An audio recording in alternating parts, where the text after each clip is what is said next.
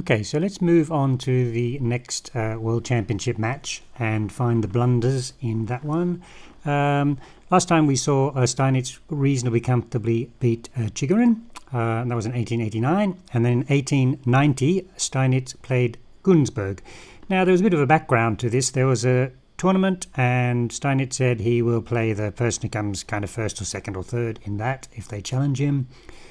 Chigorin came first, equal first with another guy called Weiss. Neither of them challenged for the World Championship match. So Gunsberg, who came third, put his hand up for it, and so the match went ahead. So that's a bit of the background. Now, if we now move across to this page, 1 second. Right. The game position. So if you look at the top right chart once again, you can see the game score. This was another sort of hybrid version, to be honest, right? It seemed to be like first 10 wins or the most wins after 20 games, or who was ahead after 20 games. So you can see that Steinitz, green line or blue line, was sort of comfortably ahead after about game 7 or 8. Had a 2-game buffer, and then when they got to game 19, decided, well, that's it. So he's obviously won more games, so was awarded the World Championship at that stage. Now, you can see on that chart I've marked a couple of games with blunders, game 5 and game 13. Wasn't particularly, I'm not too sure those blunders didn't appeal too much. So what I've gone to is one in game 9, which is actually not on the top chart, but on the bottom chart you can see there's the double blunder. Move 54, 55. So Steinitz blundered and then Gunsberg blundered. And so the starting position is a draw. Steinitz blunder allowed Black a very interesting winning idea, which he did not take advantage of, which is kind of, you know, given the previous move he'd made, you thought he would continue with it. So let's have a look at the game and we'll see what goes along. So the previous move helps us understand what's going on. Black plays king h5. I mean, obviously threatening the white h-pawn, and then Steinitz played rook c6, which is a mistake. Right, it allows a sort of a very sort of interesting winning technique on behalf of Black. Now, maybe pause the video, spend a few minutes thinking about the situation and what White and Black are looking to do, and then we'll start up again. Right, okay, so let's just have a look at the position before White played rook c6. White has a terrible position. First of all, he's a pawn down. Black has an extra pawn over here. Eventually the white will probably have to come behind that and control it. Perhaps more importantly is that the white king is just so restricted, right? Cannot actually move forwards. If he moves forwards, get checked back. So permanently passive white king. On the other hand, the black king very active, threatening the pawn already. Can't take it yet because of the g pawn would drop as well. And then you can imagine scenarios where white king, as black king takes the pawn, even losing that one, and then gets over, takes his pawn, and you've got an A and an E pawn, and it should be a fairly easy win. So what happened is that, let's have a look at the rook c6. Let's have a look at the winning line, which Gunsberg could have taken advantage of that. And this is actually just taking advantage of space. He played g5.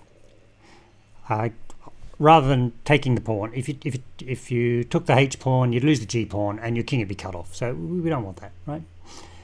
I guess the pawn has to take, and the king takes back the pawn. And now you look at the situation. There's just no way that White can keep hold of his e pawn because of how poorly placed his king is. This is just this is a sample computer line. King moves up, rook a3, check the king back. White's king comes up. Obviously no way to hold the e pawn. If you try and do that, well, maybe we'll push this pawn. Maybe we'll use our rook and our king to take it. Okay, white gets the a pawn, and then now you set up a Lucena position because the white king is cut off. The black king is very advanced. I mean, the computer continues all the way through here, but you can see that black just advances the king and the pawn, and then maybe building the bridge technique or even other ways of winning. So that is the winning technique. Now, the really interesting thing is there was one, rather than playing rook c6, which the game played, there was a really interesting defensive idea,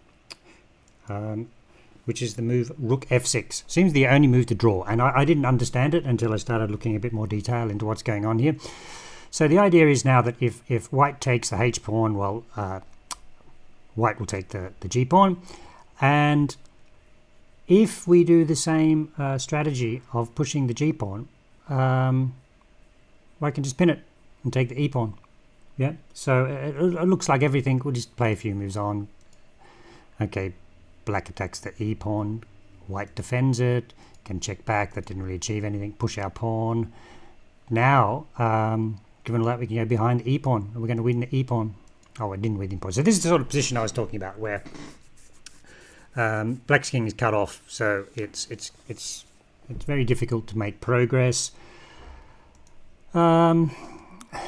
At the same time as keeping the e-pawn. This is just a computer generated line.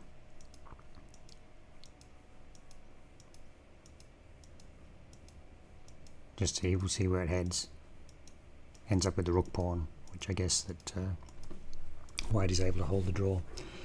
Anyway, so that's the sort of thing. So this going back to this original idea, it was actually rook f6, which is kind of keeping pressure on the a pawn, keeping pressure on the g pawn, and obstructing black's chances for making progress on the king side.